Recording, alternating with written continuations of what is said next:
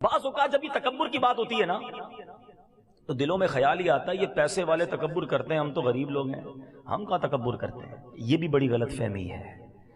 تکبر کے علماء نے 8 ریزن لکھے ہیں۔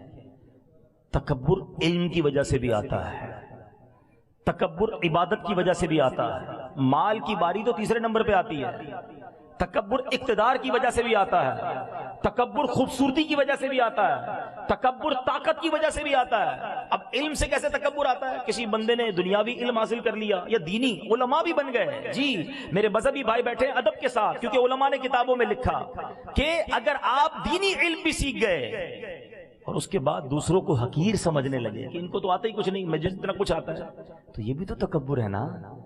علم اس لیے نہ سیکھو کہ لوگوں کو حقیر جاننے لگ جاؤ، اس لیے سیکھو کہ لوگوں کو بلا کر علم دین سکھائیں گے۔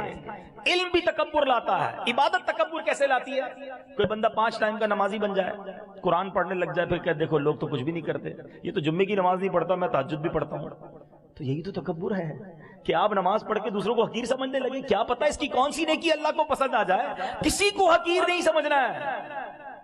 ایک بار سفیان ثوری رحمۃ اللہ تعالی علیہ اپنے بیٹے کے ساتھ ایک سفر پر جا رہے تھے، ایک سرائے خانے پر رکے، دونوں باپ بیٹے سو گئے، پورا قافلہ بھی تھا، سب سو گئے۔ تہجد میں باپ بیٹے اٹھے اور نماز تہجد ادا کی۔ بات بڑی کمال کی ہے، تہجد پڑھنے کے بعد بیٹا کہتا ہے ابا جان یہ کیسے لوگ ہیں، سارے ہی سوئے ہوئے، کوئی نہیں اٹھا تہجد کے لیے۔ والد صاحب نے جو بیٹے کو جملہ کہا نا، اللہ کرے دل میں اتر جائے، کہتے بیٹا تو بھی سویا رہتا تو بہتر ہی تھا۔